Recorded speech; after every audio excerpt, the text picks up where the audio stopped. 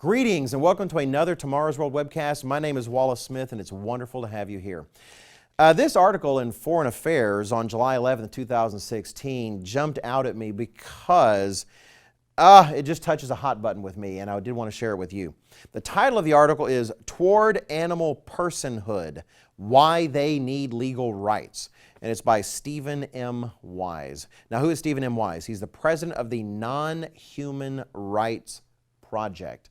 His group has argued for the rights of, quote-unquote rights, of chimpanzees, trying to take rights that are exclusive to humans and give them to these animals as well. His essential argument, if you look at it, is that slaves in American history weren't actually given human rights, even though they are humans, until we recognize they were persons before the law. And so these animals aren't going to be protected until they're recognized as actual persons before the law. And that to deny them that is essentially to be a speciesist, you know, kind of like a prejudiced against animals just because we're a different species than they are. Let me just read some selections from what he writes. He says, every year humans inflict tremendous suffering upon other animals. Notice the subtle implication there. Humans hunt them by the millions, farm them by the billions, and fish them by the trillions. They do this because they can. Under the law, non-human animals, again, notice the subtlety, non-human animals are only things. I do hope that if all of this ever does pass and the laws are changed and rights are given to animals, that, if a wolf comes and eats some member of my family, I can take the wolf to court and sue him for all of his earnings. A little sarcasm there. Anyway, let me grab a few more parts from the article. It says the group, and this is his group, the non-human rights group that's working on this.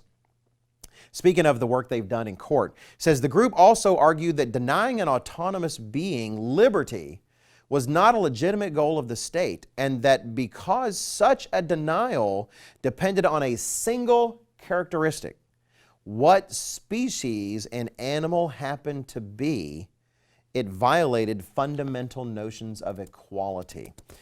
The idea that just simply being a different species is not enough to deny the equality of what we all are is essentially what he's arguing. I'll just grab the last paragraph or parts of it. He says, Pacelle, and who is this person? It's actually an individual who wrote a book that he's sort of critiquing in his article. He says, Pacelle thinks the humane economy is the solution to the problems that confront every species of non-human animal. For chimpanzees and mosquitoes, elephants and cockroaches, orcas and ants, the humane economy will bring progress. But there are some animals, such as apes, elephants, cetaceans, and others, who are so cognitively complex and autonomous, and whose exploitation is so undeniably frivolous that leaving their fundamental interests to the vagaries of the humane economy for one day longer is grotesque. Now let me get across. I am not trying to say that humans couldn't treat animals better, that we couldn't be more humane. Please note, more humane. There is a special quality about humans. I'm not saying we couldn't. I'm not saying that God doesn't talk about that. You know, if you look in Genesis chapter 2 and verse 15, for instance, God tells man that he's to tend and keep the Garden of Eden. Really, we are stewards of the world that he has created for us, and we should be humane. Actually, there's even laws that God put in the Bible, like in Deuteronomy chapter 22, verses 6 and 7, where God actually talks about what do you do if you find a nest on the ground with a mother bird and eggs and such like that. God actually does care about his creation, and he wants us to care for it well. But the concept that there's an equality in any sort between human beings and animals is ridiculous.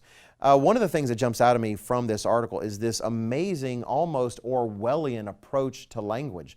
By calling animals non-human animals, what's the implication? That we are animals too. By talking about what humans do with animals as what humans do with other animals. Again, what's the implication? That we're all the same somehow. I'm not saying that there's things we couldn't do better in dealing with animals. And there are people that devote their lives to making sure that happens. Hey, that's fantastic. Perhaps, depends on what they're seeking.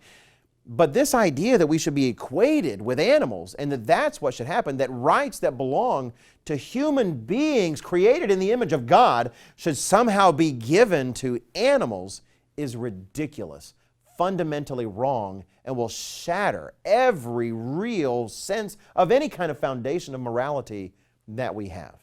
Yes, humanity is a part of the creation, but humanity is above the rest of creation.